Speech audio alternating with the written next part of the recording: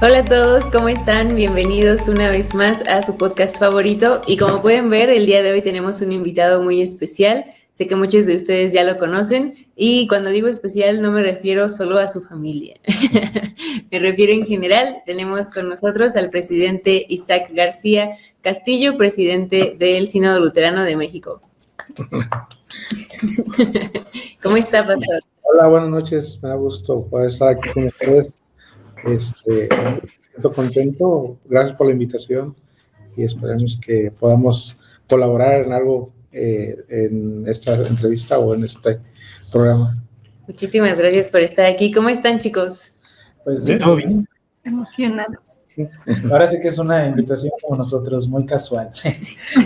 Bueno, no hay mucho contexto detrás de este episodio, así que lo agarramos de sorpresa.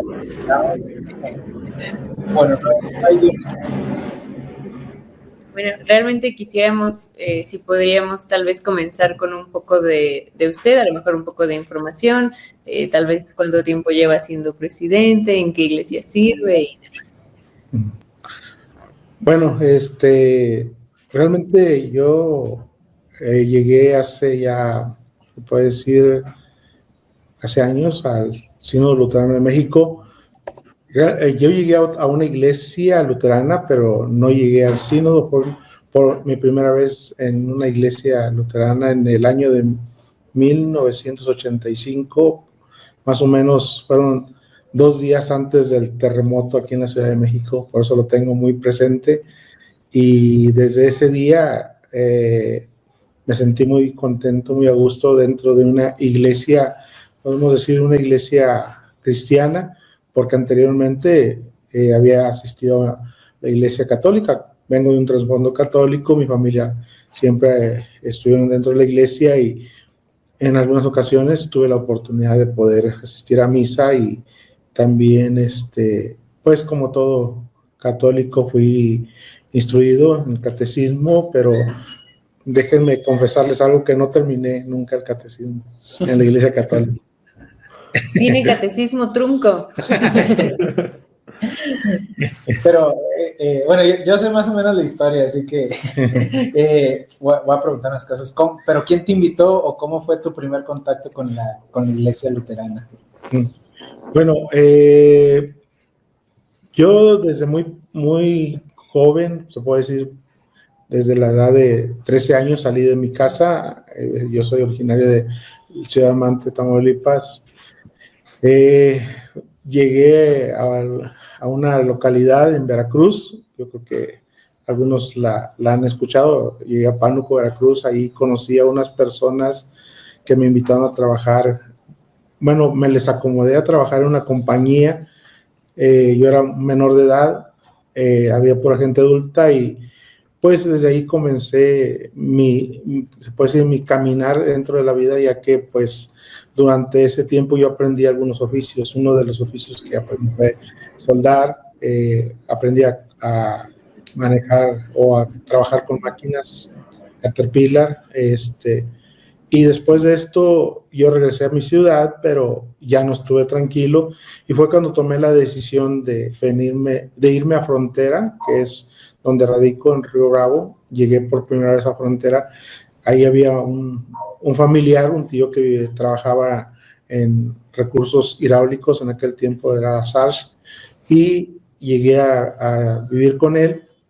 Pero es interesante porque en ese tiempo pues yo ya tenía 17 años cuando llegué a ese lugar y empecé a buscar trabajo y miré que había un anuncio donde ocupaban tractoristas o maquinistas y fui y gracias a Dios que me ocuparon aún siendo un menor de edad. Entonces ahí, cuando estaba ahí en esa compañía, era un campamento, conocí a una persona cristiana. Era un hermano joven también, que siempre me hablaba de la palabra de Dios y realmente uno cuando está joven escucha, pero a veces no es muy abierto para recibirla, pero él siempre me invitaba y me decía, te invito a la iglesia cuando tengas oportunidad, acompáñame. Y recuerdo que esa ocasión nosotros durábamos cierto tiempo en el campamento y veníamos a la ciudad. Y era un sábado, recuerdo que era un sábado en la mañana. Llegamos y la sorpresa es que cuando yo llegué al lugar, a la casa de donde vivía mi tío, ya no estaba él ahí.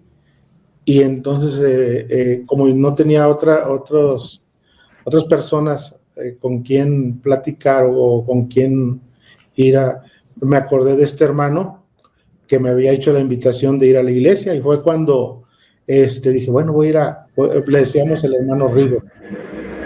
Voy a ir a buscar al hermano Rigo, y fue cuando llegué a la casa. Ellos iban a una iglesia, y ya llegué y le dije, ¿sabes qué? Acepto la invitación de ir a la iglesia, pero no era cierto. La verdad es que yo había ido ahí porque no tenía a dónde más ir.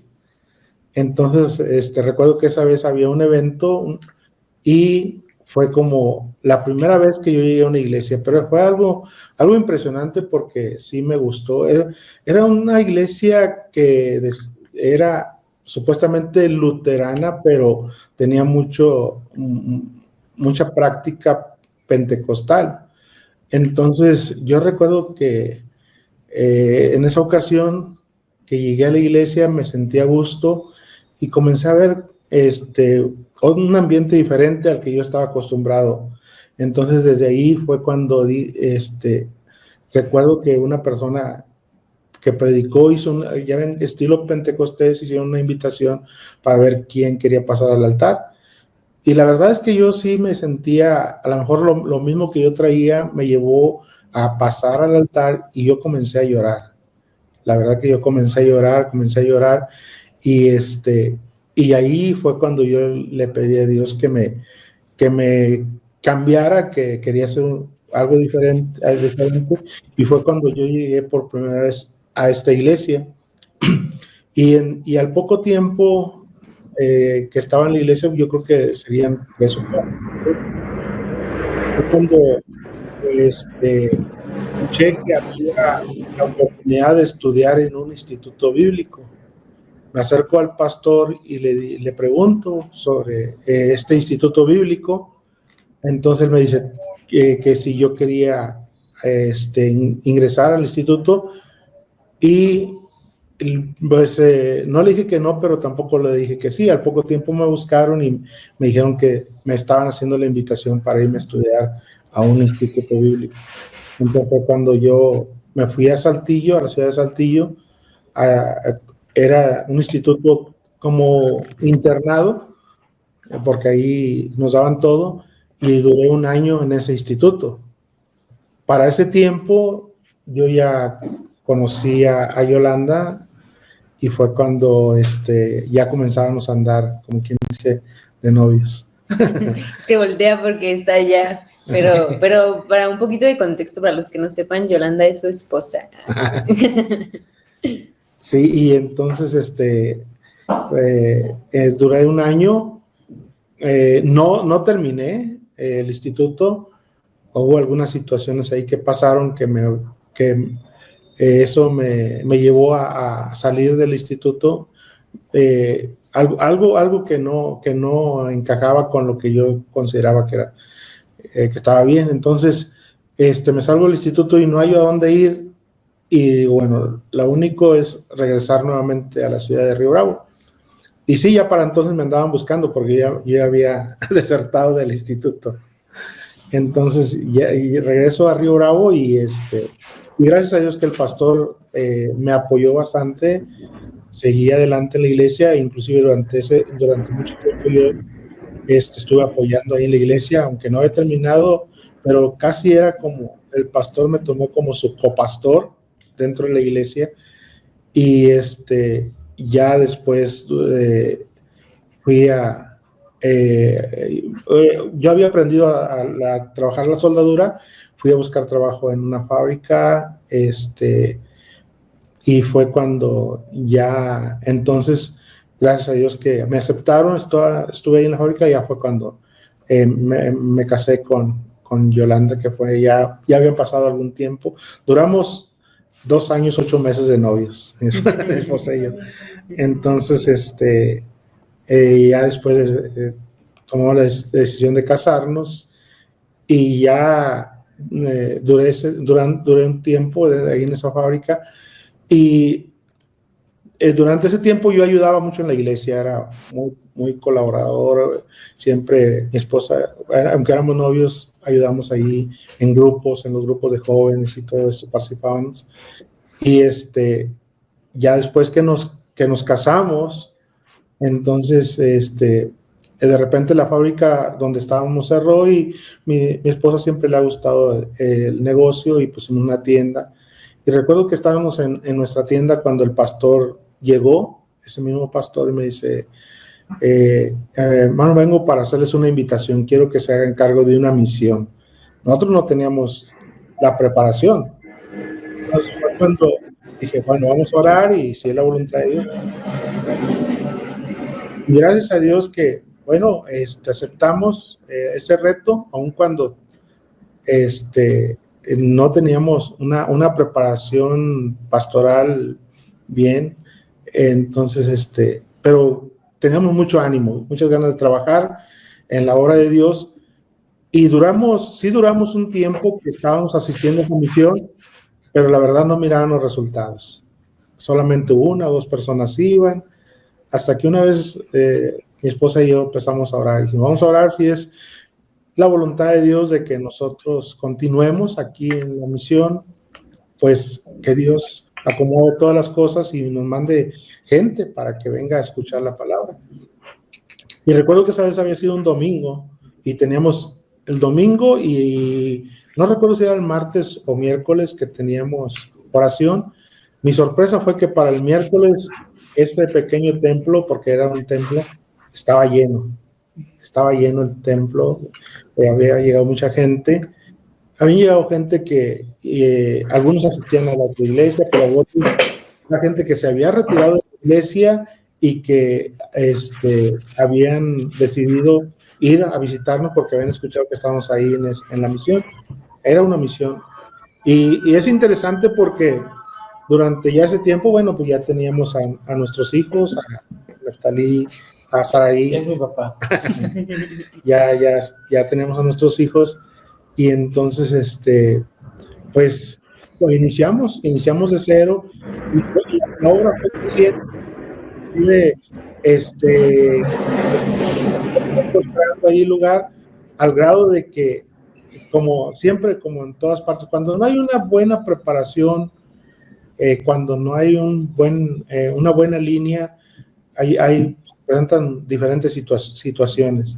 Y entonces, ¿qué fue lo que sucedió en ese tiempo? Fue que la iglesia comenzó a crecer y de repente mi pastor, porque era mi pastor, yo lo consideraba mi pastor, aunque ya estábamos a cargo de esa misión, una vez llegó y me dijo, llegó otra vez no recuerdo si fue a la casa o un negocio, me dice, sabe que hemos visto que están haciendo muy buen trabajo y hemos decidido pedirles que si pueden ir a otro lugar que era muy, muy retirado de la ciudad para que vayan y atiendan una iglesia, porque los hemos visto cómo han trabajado y creemos que era en el estado de San Luis Potosí, allá por Matehuala, San Luis Potosí. Y bueno, yo le dije, ¿sabe qué? Pues vamos a orar. Y si es la voluntad de Dios, nos vamos. Lo que sucedió fue que pasó a la siguiente actividad que tenemos dentro de la misión. Algunas personas vinieron y me dijeron, pastor, ¿por qué usted se va a ir y no nos ha avisado? Cuando ya teníamos un buen grupo de gente. Entonces yo me impresioné porque dije, bueno, yo no les he dicho nada. Yo con el único que he hablado es con el pastor, con mi pastor. Y entonces la sorpresa fue que él ya estaba corriendo la voz de la misión, cosa que todavía no era el tiempo ni habíamos tomado una decisión. Entonces yo ahí pude ver, dije, bueno, sí, no creo que sea la voluntad de Dios que me vaya. Entonces, de ahí fue cuando tomé la decisión y hablé con la gente, le dije, no voy a tomar el llamado, no voy a salir, pero también yo creo que ya no voy a poder estar aquí. Entonces fue cuando la gente ya comenzó, no, pastor, pero no, a usted lo vemos como pastor y nosotros queremos seguir con usted. Y fue cuando ya nos separamos de esa iglesia, tuvimos que entregar la misión ahí, aunque nosotros habíamos trabajado muchísimo ahí en ese lugar, pero tuvimos que entregarla. Y yo fue algo que les dije a los hermanos, bueno, si nos vamos a ir de aquí, nos vamos a ir, pero sin nada, completamente. Vamos a ir a un lugar a comenzar de ceros. Y dijo un hermano, bueno, ahí está mi casa, podemos comenzar ahí en el patio de mi casa y si gustan. Y ahí fue donde tuvimos nuestro primer servicio fuera de esa misión que estábamos. Entonces ya pasó un tiempo y otro hermano de repente nos dice, bueno, mi hija tiene una propiedad ahí que está abandonada, si gustan yo puedo hablar con ella para que nos preste esa propiedad y ya comenzar para hacer nuestros servicios ahí. Y bueno, ya fuimos y hablamos y sí nos prestaron ese lugar y comenzamos ahí, pero no estábamos bajo la cobertura de ninguna iglesia. Cuando miraban el grupo de gente que nos reuníamos ahí, llegaron algunas de Asambleas de Dios a invitarme para participar con ellos. Llegaron otros de la iglesia metodista también, e inclusive una iglesia bautista nos ofreció propiedad con ya edificio y todo. Y yo lo que les decía, bueno, es que yo ya había estudiado un poco el catecismo y traíamos ya una línea muy diferente. Y yo lo que les decía, es que miren, ya nosotros tenemos esta línea y yo quiero continuar con esta línea. Aun cuando no tenía la suficiente preparación, pero yo quería seguir esta línea porque era algo que a mí me gustaba. Y fue cuando en esa ocasión oramos a Dios y había en Matamoros un pastor, el pastor Samuel Pérez Gaona, que él seguramente nos está viendo. Un saludo, pastor. Que él había sido mi maestro en el instituto en Saltillo. Y bueno, yo me sentía como solo, porque pues no estábamos con nadie.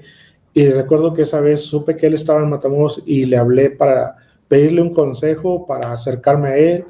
Y ya recuerdo que esa vez fuimos y platicamos con el pastor y dijo, fíjese que yo salí de la iglesia, ahora estoy en otra iglesia, en el Sínodo Luterano de México.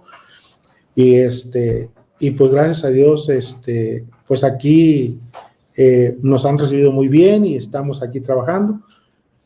Y lo impresionante es que el pastor no me dijo, vénganse o les invitamos a participar con nosotros, no, sino que seguimos esa comunicación y Dios fue el que fue acomodando todas las cosas, al grado de que una vez me dijo el pastor, va a venir una asamblea aquí en la ciudad de Matamoros, si gustan acompañarnos.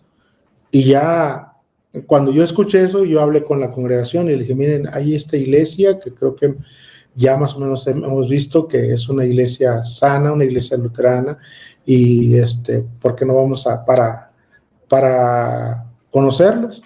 Y fue cuando llevamos a parte de la iglesia a la ciudad de Matamoros y nos gustó, aunque en ese tiempo la realidad es que nuestra iglesia ahora, el Sínodo Luterano, está un poco diferente. O sea, en ese tiempo yo creo que ya era como que se estaba perdiendo un poco la identidad también de luterana.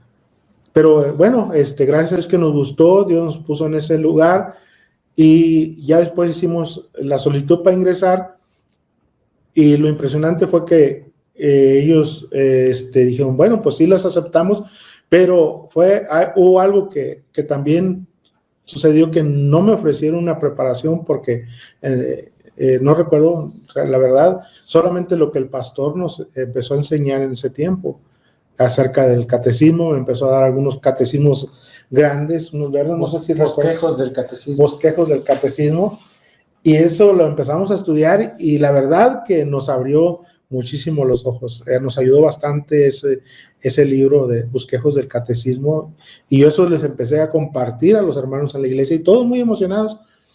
Gracias a Dios que Dios nos abrió después las puertas para conocer gente del distrito de Texas, ahí estamos en frontera, cruzamos a Estados Unidos y empezamos a tener más comunicación con ellos y de repente nos invitaron para participar en el Instituto Hispano de Teología, así se llamaba en aquel tiempo, que ahora es el Instituto Centro de Estudios Hispanos. En aquel tiempo era el Instituto Hispano de Teología. Instituto Hispano de Teología. Y ya empezamos a participar. Recuerdo que parece que fue el pastor Steve Murphy, uno de los que nos comenzaron ahí a invitar, porque él tenía mucho contacto, mucha comunicación con la iglesia de Matamoros. Cuando ya empezamos a tener más comunicación, entonces de Estados Unidos también nos empezaron a visitarnos, de Brownsville, el pastor Steve Murphy con la diaconisa Lois. Ellos empezaron a visitarnos y empezaron a darnos más material luterano y fue como nos vimos prácticamente alineando a la doctrina confesional, la iglesia acá al sínodo.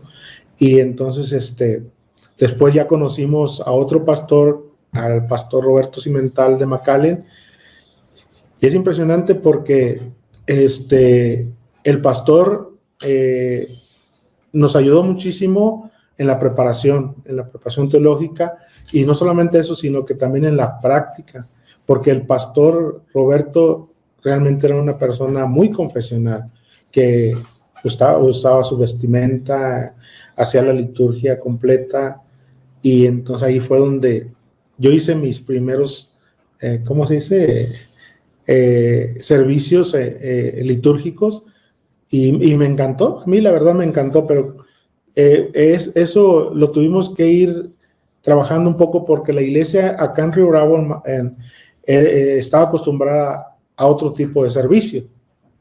Entonces, realmente el sínodo, cuando nosotros llegamos, pues ellos nos dieron la oportunidad de participar con ellos, pero no teníamos la enseñanza para poder llevar, o sea, una ruta hacia mi ordenación tampoco, porque pues yo no era un pastor ordenado, simplemente en ese tiempo todavía era un estudiante.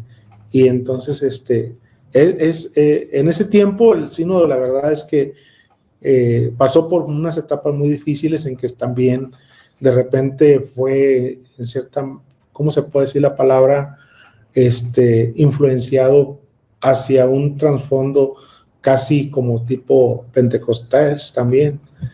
Y estaba viendo una situación dentro del sínodo. Entonces, aparte de que no tenían un seminario y no tenía nada que ofrecer, sé que había en ese tiempo un departamento de educación teológica, pero nada más lo único que tenía, recuerdo que lo único que tenía eran una lista de las materias que se tenía que cursar una persona para poder llegar a ser ordenado. Pero era todo lo que tenía en ese tiempo. No sé si tengan alguna pregunta, ¿verdad? Sí, aproximadamente ¿cuántas materias eran requisito para poder ser pastor? Creo que en ese tiempo eran alrededor de 18 materias. Solamente era cubrir esas materias y ya podía ser ordenado. Pero no había quien las ofreciera, las materias. Yeah. Ok. Más o menos como para poner como contexto en los años, si no me recuerdo, sería como en el 97 cuando llegamos al sínodo. ¿El 97? 97. Uh-huh. Y en ese entonces fue cuando, o sea, yo tratando como de recordar, porque yo viví parte de esta historia.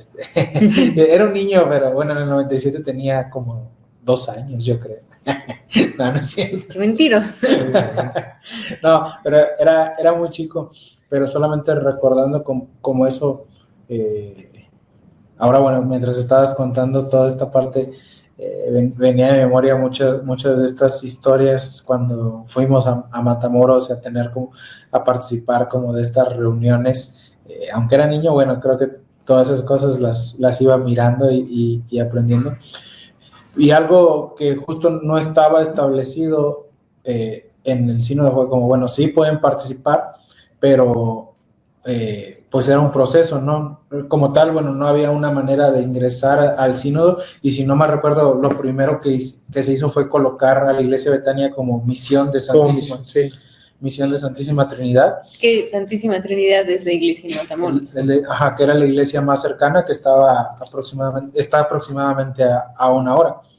Entonces, justo pensando como en eso, recuerdo que también comenzaste a darnos catecismo, todos empezamos como a aprender el catecismo, estos libros de bosquejo de catecismo, y si no mal recuerdo, no me falla mi memoria, ya después de un tiempo de catecismo, el sínodo mandó al pastor Samuel, ¿no? Como a confirmar, por así decirlo, a los que habíamos pasado como por catecismo. Sí, ya cuando yo di el catecismo, entonces el pastor Samuel fue y ya se hizo la confirmación de todos los miembros. Sí, tiene razón. Y fue cuando ya el pastor también comenzó a ir, creo que cada mes, a dar la comunión a los que ya estaban confirmados. Pero eso fue como nuestro primer acercamiento justo a la comunión, porque si bien como iglesia luterana de donde habíamos salido teníamos algo de base de catecismo, podríamos decir que lo único que se manejaba era como doctrina luterana era el bautismo infantil, por así decirlo, en la parte de los sacramentos. Sí. Esa era como el único justificación o fundamento de ser una iglesia luterana. ¿O? Conozco varios así. ¿Ustedes tienen alguna pregunta, chicos? Sí. Bueno, ahorita hablaba justamente el pastor de ese tema que me parece como, no sé, un tipo de híbrido, ¿no? Entre lo que es la iglesia pentecostal. Nosotros provenimos de familia pentecostal ya de muchos años. Bueno, éramos tercera generación pentecostal y ya en nuestro caso nos acabamos de confirmar, ¿no?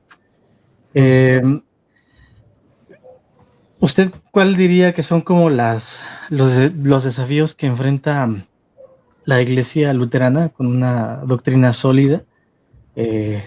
Como tal lo mencionaba, con el catecismo, bueno, pues tenemos una fe que está más fundamentada en la palabra, en el cristianismo también, pues de todos los siglos.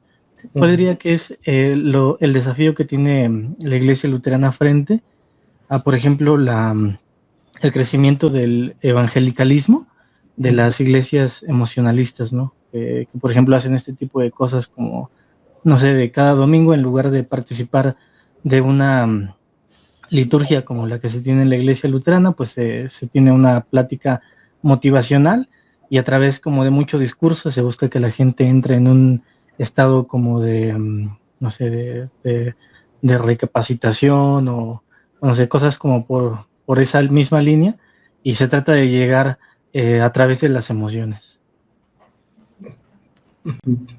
Perdón, ¿cuál es la pregunta? Sí, ¿cuál es el desafío de la iglesia luterana, que es confesional, frente a, por ejemplo, el crecimiento de este otro tipo de iglesias que van más por la línea de lo emocional? Sí, bueno, como comenta, siempre estas iglesias tratan de buscar programas de atraer a la gente haciendo diferentes actividades o cosas dentro de los servicios, y es mucho emocionalismo. Es mucho, por ejemplo, en la iglesia en la cual nosotros antes estábamos, y llegaron al grado en que decían que, por ejemplo, una persona si no danzaba no era un cristiano. Y eso, sí, yo siempre chocaba con eso, porque miraba que realmente le daba más importancia a esa que a la palabra de Dios. Entonces, siempre la gente como que busca más emocionalismo. Entonces, siempre dicen, bueno, la iglesia luterana es una iglesia muy, ¿cómo se puede decir? Muy calmada, muy tranquila. porque no le dan importancia a lo que es la palabra de Dios, a lo que es los sacramentos, a lo que es la liturgia. Entonces ellos consideran, la gente es lo que considera a veces eso. Entonces, como podemos decir, un gran desafío es poder realmente enseñar a la gente en nuestra doctrina y llevarlos al conocimiento de la verdadera palabra de Dios. Fue un reto que nosotros vimos realmente, y por eso a mí me gusta mucho enseñar el catecismo, porque creo que cuando la persona conoce el catecismo, realmente se da cuenta de la solidez que hay dentro de la doctrina. Y además de eso, pastor, digo, hablando como un tanto en el tema de los desafíos, hace como, yo creo que como un mes más o menos, el pastor Neftali justamente daba una ponencia de la cantidad de iglesias luteranas y de miembros de la iglesia luterana. Pues yo creo que es como que, no sé, como algo que de forma particular sucede, ¿no? En cuanto a la expansión de la iglesia luterana. ¿Usted qué diría que es como el mayor de los desafíos para la expansión de la iglesia luterana en México? Digo, en ese momento, una de las cosas que yo pensaba es justamente de la renuencia que hay de parte de, por ejemplo, de los grupos evangélicos protestantes hacia la iglesia luterana. Sería una que cuando ve a la iglesia luterana ve muchas cosas del catolicismo romano y pues digamos de cierta forma le traen como esos recuerdos de su vida anterior, de cosas que no precisamente le traigan como un ángulo positivo de lo que es la fe, ¿no? Entonces, digo, no sé si opina lo mismo de que es por el parecido al catolicismo romano o si tiene algún otro punto de vista en cuanto a los retos de la expansión de la fe luterana. Sí, porque realmente las iglesias evangélicas, las iglesias pentecostales siempre satanizan o como diré, todos los ritos de la iglesia católica. Entonces, cuando nosotros nos miran que llevamos un orden litúrgico, lo comparan con la iglesia católica y a veces he escuchado personas que son católicos, nada más que ahora no tienen imágenes, pero ustedes son católicos. Entonces, sí, la verdad es que como que queda eso, pero yo me he dado cuenta que muchas veces es más fácil evangelizar a una persona que viene de un trasfondo católico que una persona que viene de un trasfondo de otra iglesia. Y los felicito de la verdad porque ustedes han venido y se han acercado a la iglesia y han visto todos estos cambios o esto que ahora ustedes también están compartiendo. Yo tengo una pregunta. Sí. ¿Qué mensaje daría usted a un cristiano que viene de otra denominación y se está acercando al luteranismo? Yo creo que lo importante es que conozcan la doctrina, que aprendan el catecismo, que estudien el libro Concordia, que se informen más acerca de nuestra doctrina y yo creo que eso va a ayudar muchísimo. Sí, bueno, como bien decíamos también en capítulos anteriores, ¿no? La importancia del catecismo, por lo mismo de que incluso me incluyo a mí, porque como lo he mencionado anteriormente, siempre decía que, o al menos en la primera vez que fui, decía que era catolicismo y que no nada más estábamos, como usted decía, ¿no? Quitando nada más las imágenes o lo que parece no estar bien para nosotros, nada más. Entonces, sí opino que, bueno, esta importancia a conocer la raíz del luteranismo, ¿no? Uh-huh. Sí, y realmente pues, la Biblia es muy clara, ¿verdad? Porque dice, mi pueblo perece por falta de conocimiento.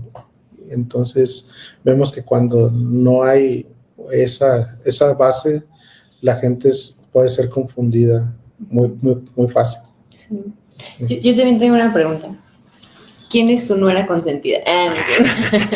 No, ¿cuánto tiempo cree que le haya tomado al sínodo poder como volver al camino o incluso encontrar el camino correcto hacia una sana doctrina?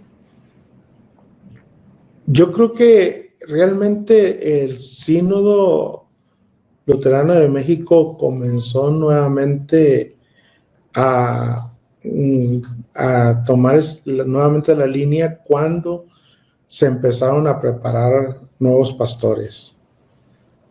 Creo que, porque, bueno, como ustedes no sé si han escuchado, pero, por ejemplo, hace 12 años, lamentablemente, o vamos a poner un poquito más de años, hace 14 años, la gente apostaba que la iglesia, o sea, el Sínodo Luterano de México iba a desaparecer aquí en México, porque parecía como que iba más en declive que en poder continuar la obra. Entonces,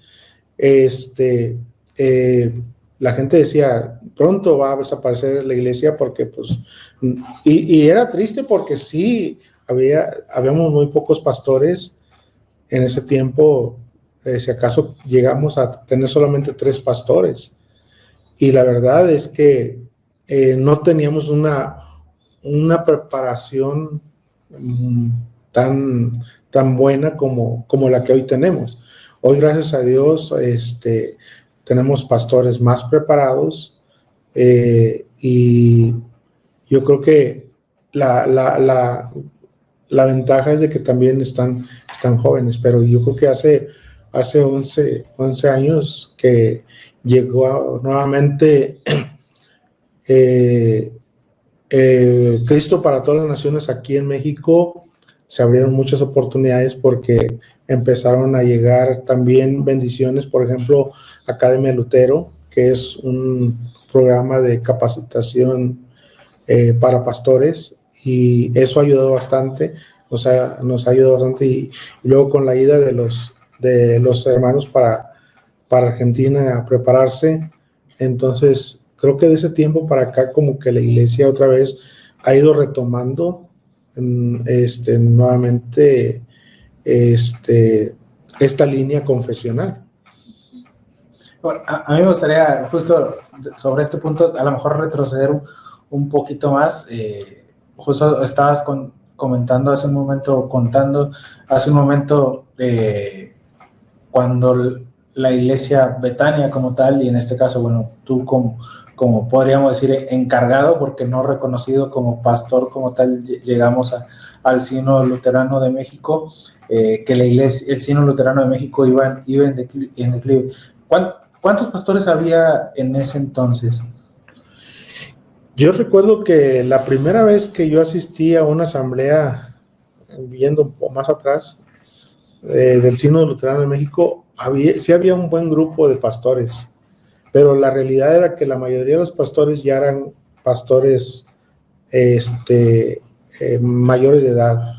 Entonces, algunos, bueno, Dios los llamó para su presencia, pero en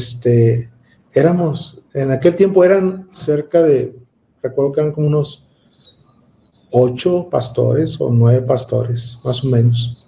Entonces, justo yendo como a la pregunta que hace rato Abisaí traía como de los desafíos, podríamos decir que a lo mejor uno de los principales problemas o desafíos que enfrentamos nosotros, sería no tener pastores preparados o jóvenes, porque justo tal vez el declive del Sínodo Luterano de México se vio más relacionado a la parte de que los pastores que estaban, pues en su gran mayoría fallecieron y otros se apartaron por otro lado, y realmente no había como pastores. Podríamos decir que a lo mejor ese es como de los problemas que ocasionaron que a lo mejor la doctrina se fuera diluyendo.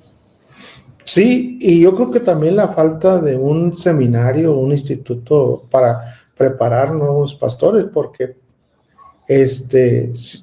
yo recuerdo que había jóvenes dentro de las iglesias, pero no había esa motivación para buscar vocaciones, que alguien, y como que en aquel tiempo también la iglesia fue yéndose por un lado más, podemos decir, dejando la doctrina y yéndose por un lado más material en tratar de ver problemas y asuntos legales relacionados a las iglesias, eso como que eso fue llevando también a eso, a que no le dieran esa importancia de poder buscar cómo preparar más pastores.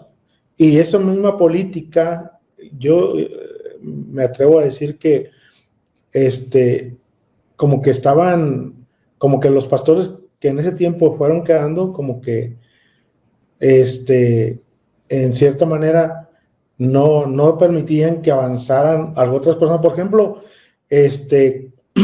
yo duré mucho tiempo para que me ordenaran como pastor.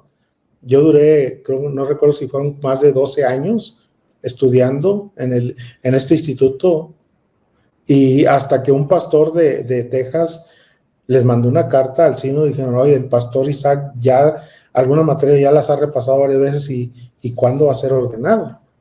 Entonces fue cuando tomaron la decisión ya porque ya del extranjero nos están pidiendo que sea ordenado, y fue cuando a mí me ordenaron. Pero la verdad como que querían cerrar el círculo para que no hubiera más, se puede decir, candidatos para que tomaran el cargo dentro de la presidencia. Yo lo miro así.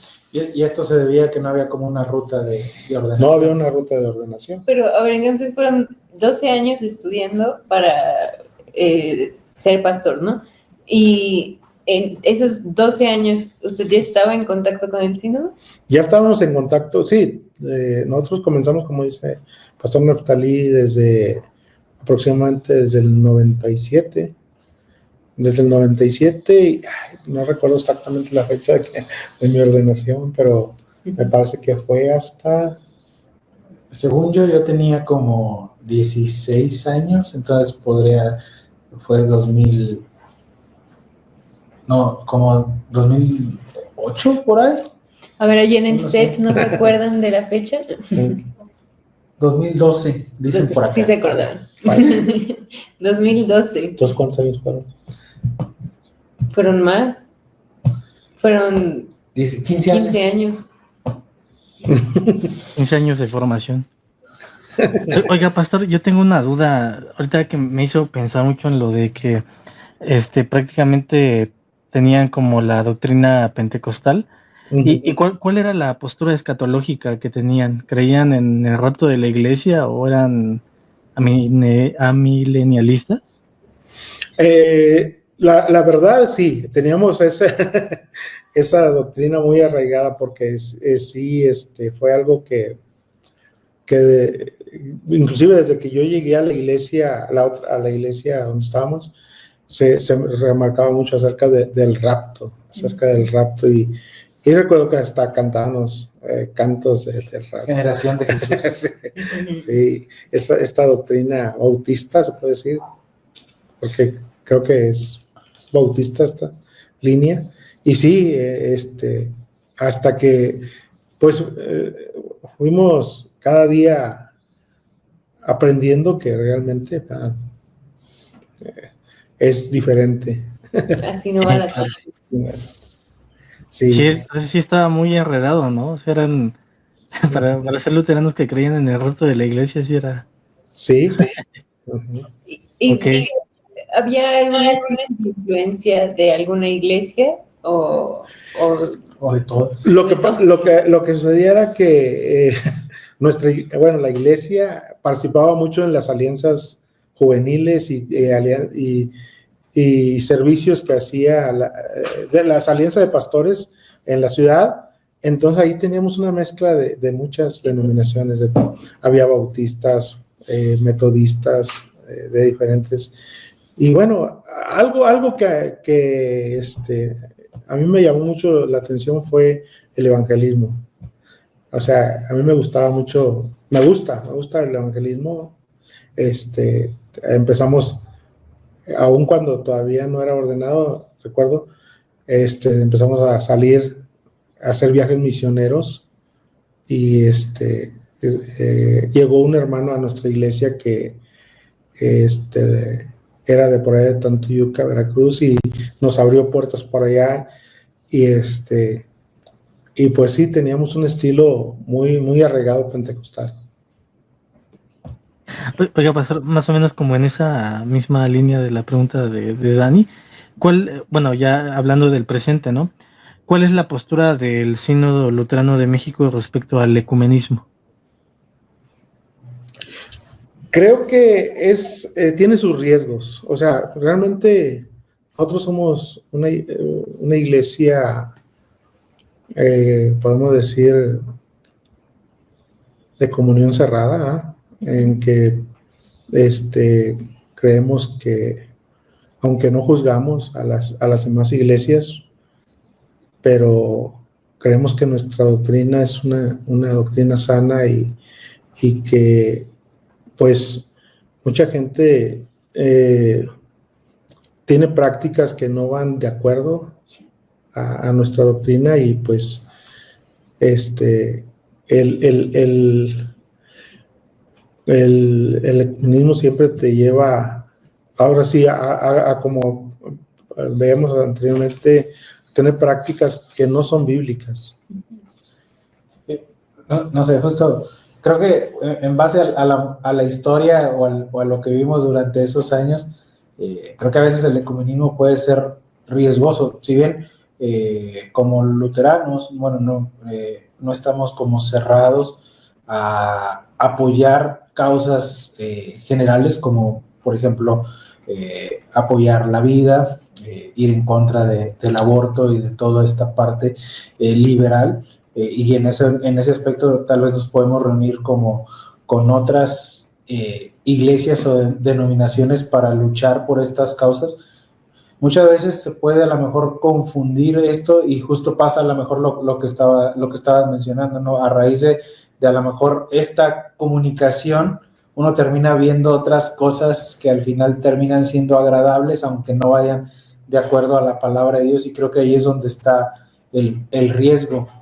Creo que si no tenemos una base sólida, doctrinalmente, es muy riesgoso abrirnos al ecumenismo en general.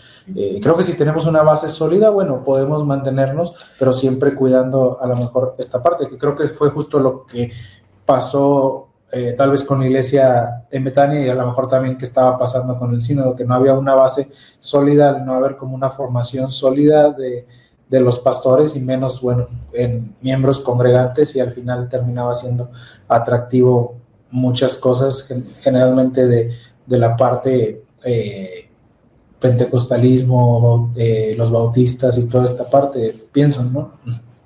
Y es que creo que no, o sea, pensando como en la actualidad del sínodo, en muchas ocasiones pues hay justo, ¿no?, eventos en donde buscan reunir a diferentes iglesias y demás.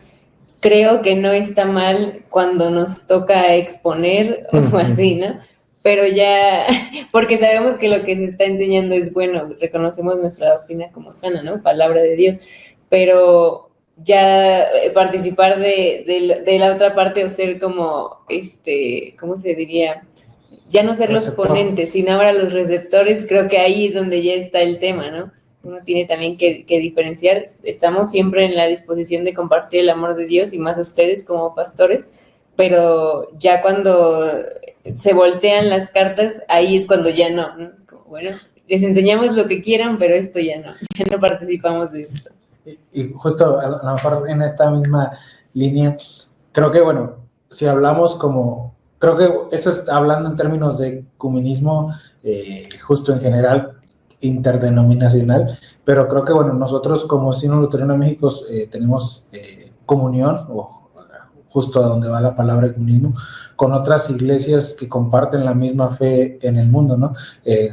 Por ejemplo, el ILC, el Concilio Luterano Internacional, es una manera de comunión y de comunismo con iglesias que comparten nuestra misma fe y que también tenemos comunión de altar y púlpito.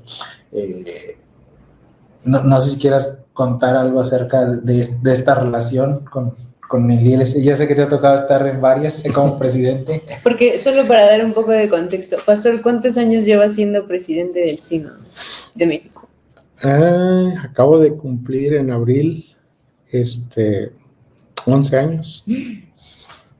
Bueno, entonces ha participado de varias reuniones del concilio. Sí, sí he tenido la oportunidad de estar en varios concilios, y creo que se tocan temas muy interesantes, por ejemplo, sobre esto del ecumenismo.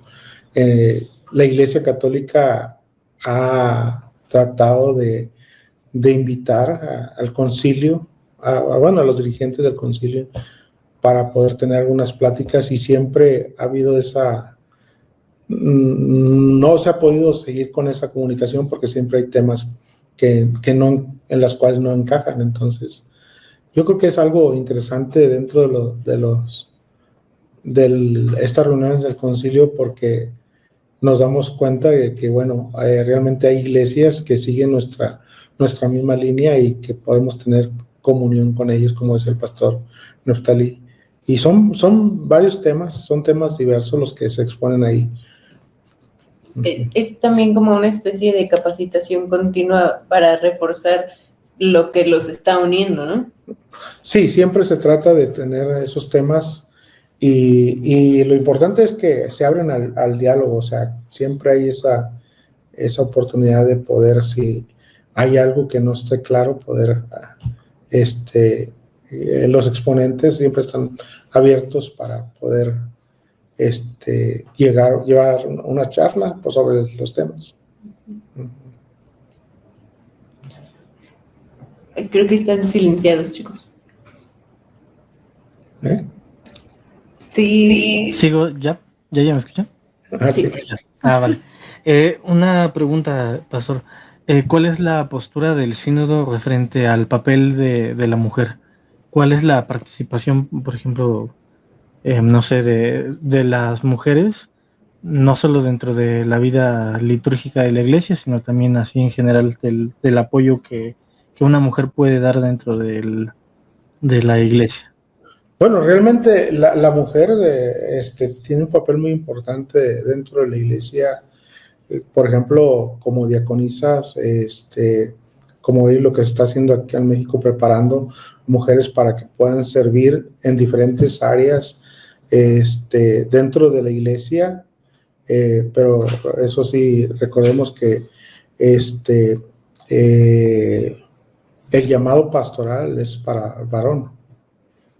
Uh-huh. Entonces el sínodo no tiene pastoras. Me hubieran dicho antes. Sí.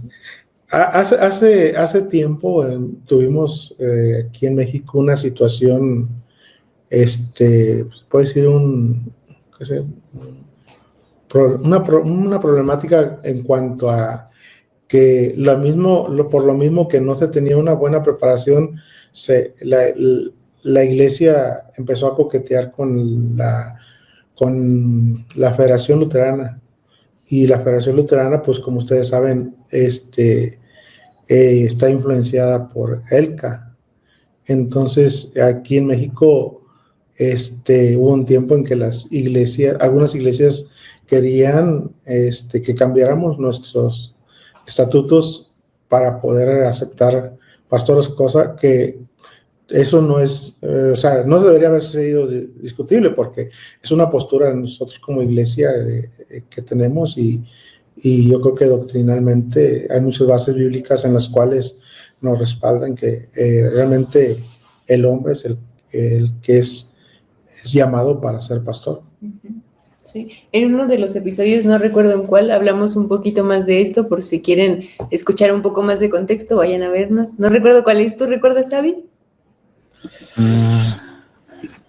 ¿Quién puede ser pastor? ¿Algo así? Sí, no sí. recuerdo cómo se llama, algo así, ¿no?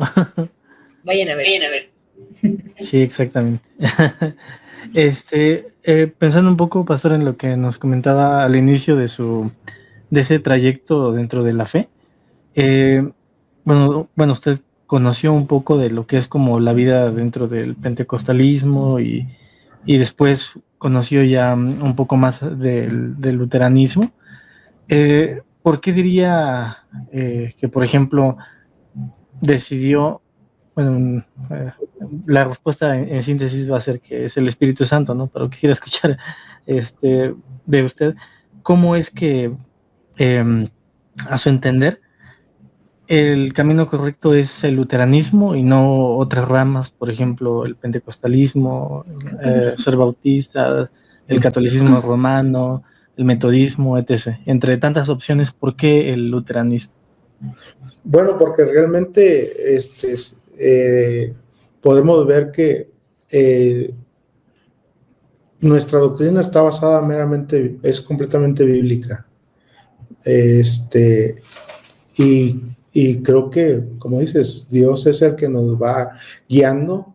Yo, inclusive, vuelvo a repetir, en aquel tiempo no tenía mucho conocimiento, pero siempre había cosas que me movían, o sea, que no estaba convencido de lo que es las prácticas o cómo se llevan a cabo los servicios, y eso te lleva a investigar un poco más para que realmente tengas una solidez en lo que tú vas a compartirle a la gente. Entonces, Dios nos va indicando bíblicamente que, pues, la iglesia luterana es la más bíblica, podemos decir. No sé si... Sí. Igual teniendo en cuenta que, por ejemplo, bueno, había escuchado del pastor Neftalí que usted no viene de familia luterana, ¿no? Sino que parte de usted y ya ahí se van incorporando, perdón, más miembros de su familia. Es lo que había entendido, que de usted conocieron también el luteranismo.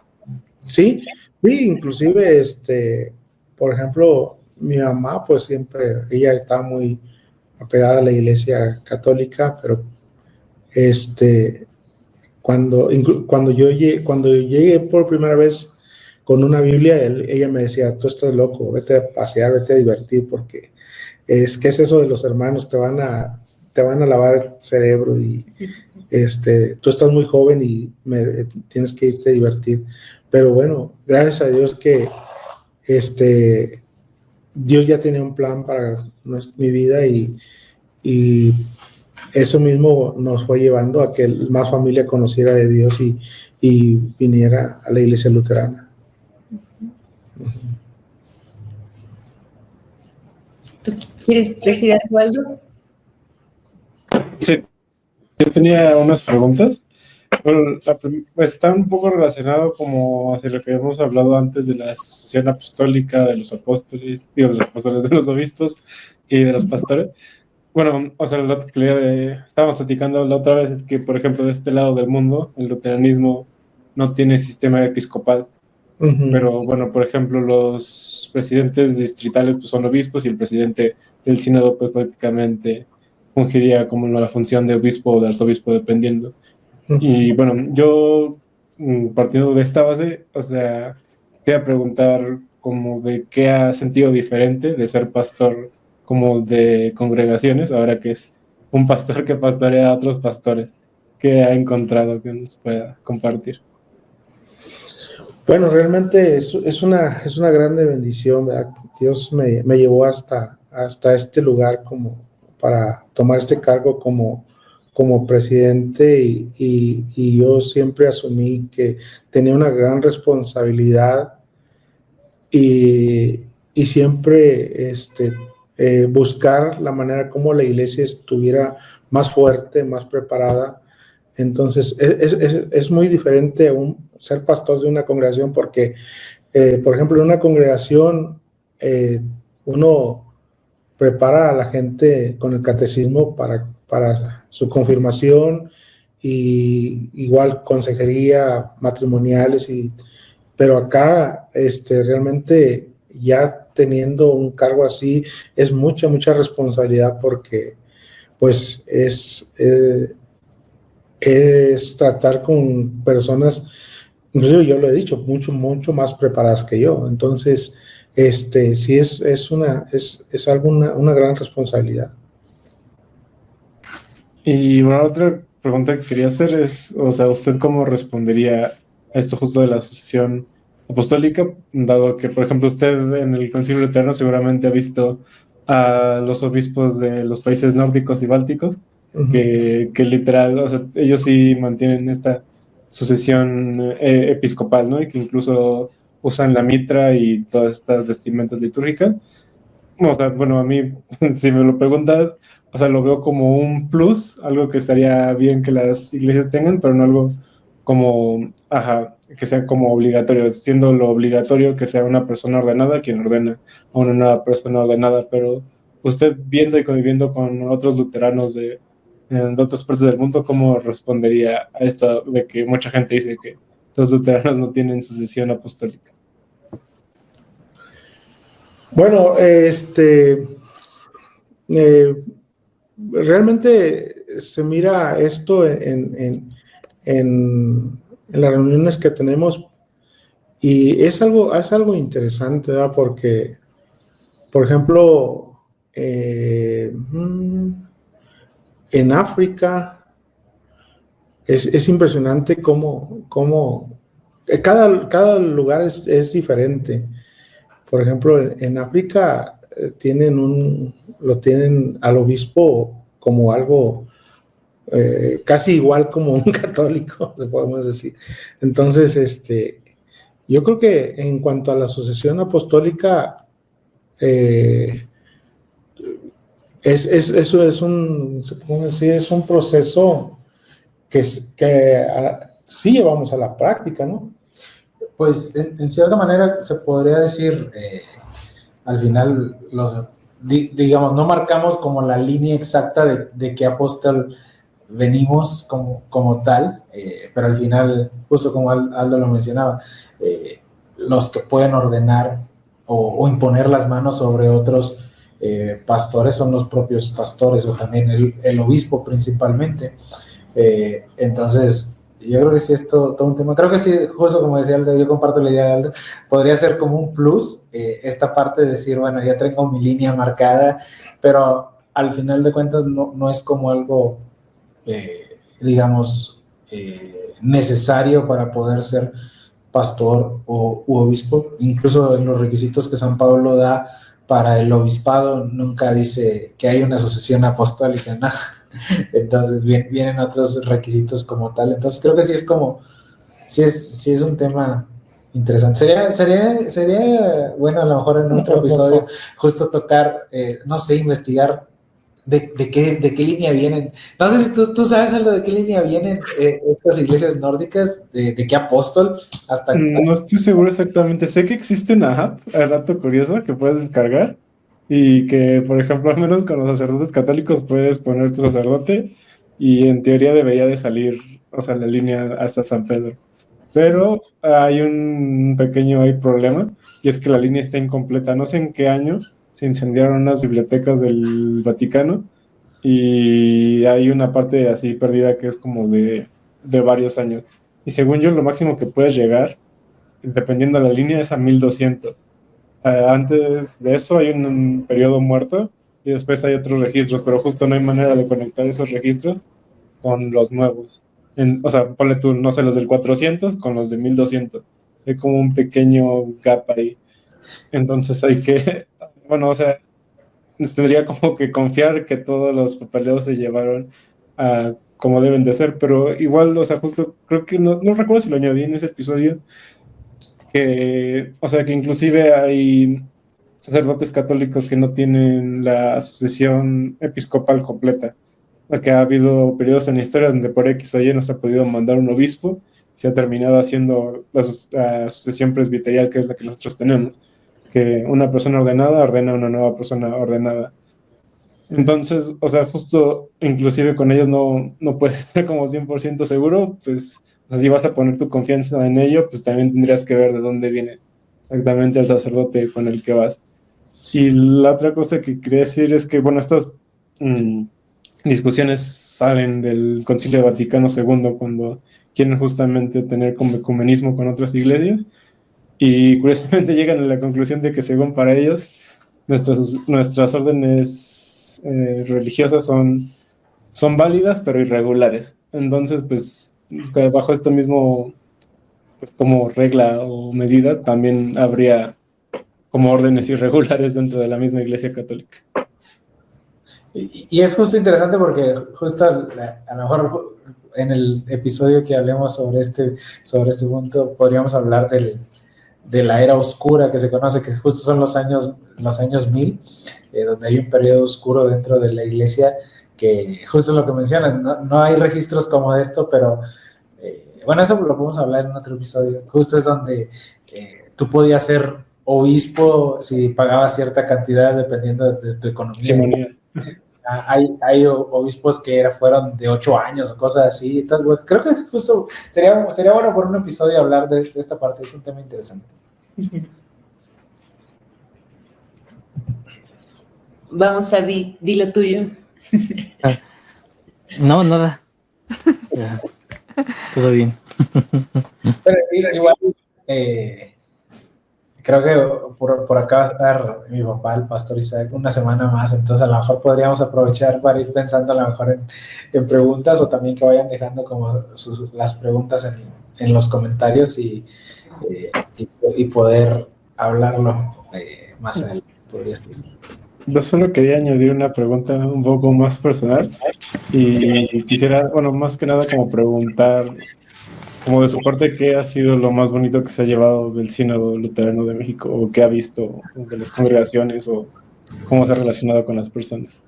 Lo más bonito realmente que he visto es que últimamente hay sangre nueva, pastores nuevos que van a continuar con el trabajo aquí en México, y eso me anima, y en cierta manera estoy contento con Dios porque ha suplido esto, y no solamente eso, sino que también estamos trabajando en poder ver cómo vamos a sembrar nuevas iglesias. Entonces eso es algo bonito para mí, y me voy, o sea, ya casi estoy a punto de terminar mi periodo que Dios me ha permitido, y es algo que yo puedo mirar que también hay más solidez dentro de las iglesias, porque realmente los pastores están preparados. Y bueno, o sea, pastor, no porque sea mi suegro, pero la verdad es que es una persona con actitudes muy misioneras. El pastor siempre aprovecha cualquier oportunidad para compartir el amor de Dios con adultos, jóvenes, niños, y la verdad es que yo creo que también es una persona que se ha movido demasiado para beneficiar al sínodo, para cambiar la idea que se tenía en otros países acerca del sínodo, principalmente en Estados Unidos, que es donde se encuentra el sínodo de Missouri. Entonces creo que, como decía, su porfiriato ha ayudado mucho para, pues sí, en beneficio del sínodo, para, como decía, limpiar esa imagen, pero también para que siga creciendo, ¿no? O sea, buscar también estas capacitaciones continuas en donde el pastor pues siempre está en la mejor disposición, y también de una manera muy humilde reconocer que siempre necesitamos estar capacitados, y creo que es muy bonito que nuestro presidente sea el primero en reconocer eso, ¿no? Porque en muchas ocasiones, como ya lo hemos dicho en otros episodios, los luteranos pareciera que nos conformamos con saber que nosotros somos salvos, ¿no? Y el pastor siempre está buscando compartir eso y buscando capacitar nuevamente tanto a los pastores como a los miembros de las congregaciones, ¿no? Entonces el pastor siempre está pues en mucha disposición, pero sobre todo yendo a lugares nuevos a compartir el amor de Dios. La verdad es que el pastor no le importa viajar muchas horas para llevar la palabra, y yo creo que por eso es muy apreciado por todo el sínodo, por todos los miembros. Creo que no hay lugar al que vaya en el que no se le tenga aprecio. Todos con mucho cariño siempre lo recibimos y nos ponemos muy contentos cuando sabemos que va a venir. De hecho, hace poco el pastor Neftalí se equivocó en la presentación. Bueno, es que él se llama Isaac Neftalí.